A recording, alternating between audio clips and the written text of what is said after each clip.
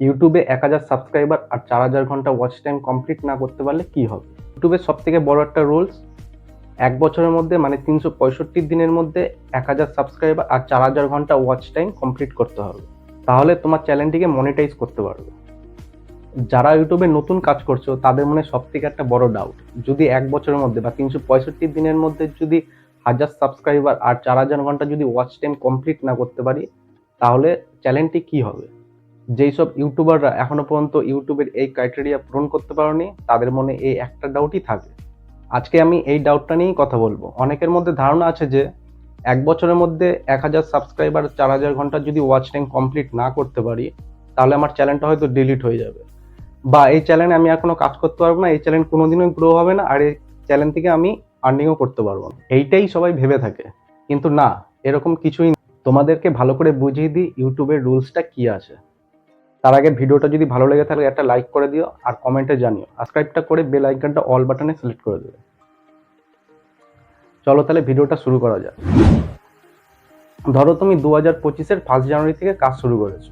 2025-এর last ডিসেম্বরে এসে তুমি ইউটিউবের ক্রাইটেরিয়াটা পূরণ করতে পারো। 500 খানা সাবস্ক্রাইবার হয়েছে আর 2000 ঘন্টা ওয়াচ টাইম, তাহলে তোমার ক্রাইটেরিয়া পূরণ হয়নি। এখন হতে পারে কি, সবাই ভাবতে পারে যে চ্যানেল হয়তো আর কাজ করা যাবে না, আর্নিং হবে না, কিছু হবে না।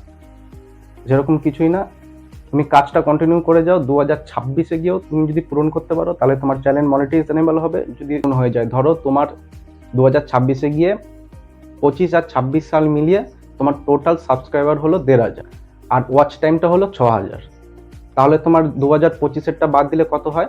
2025-এর যদি আমি 500 বাদ দিয়ে দিই, তাহলে সাবস্ক্রাইবার তোমার হচ্ছে 1000 হবে। সাবস্ক্রাইবার তোমার 1000টা হবে। আর যদি আমি ওয়াচ টাইম 2025-এর যে ওয়াচ টাইমটা ছিল, সেই ওয়াচ টাইমটা যদি আমি বাদ দিয়ে ধরি, তাহলে তোমার 2026-এর ওয়াচ টাইমটা হচ্ছে 4,000। তাহলে তোমার এই বছরের মধ্যে, তাহলে তোমার চ্যানেলে কিন্তু মনিটাইজ এনেবল হয়ে যাবে।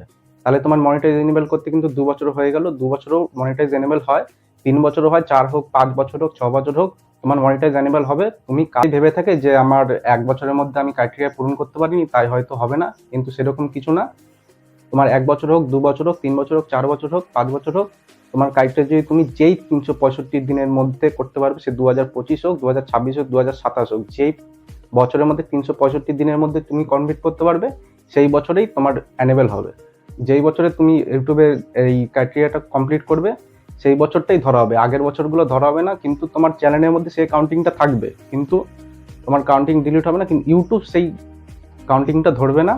যেই বছরের মধ্যে কমপ্লিট হবে, সেই বছরের কাউন্টিংটাই ধরবে। তোমার 2026-এর মধ্যে কমপ্লিট হয়ে গেছে, তোমার 2025-এর যে 500 সাবস্ক্রাইবার হয়েছিল আর যে 2000 ঘন্টা ওয়াচ টাইম হয়েছিল, সেটা ধরবে না। তোমার 2026-এর যেটা কমপ্লিট হয়েছে, সেটা ধরেই তোমার মনিটাইজ এনেবল করে দেবে। আশা করি তোমাদের মনের ডাউটটা ক্লিয়ার করতে পারলাম। এবার থেকে মন দিয়ে কাজ করো।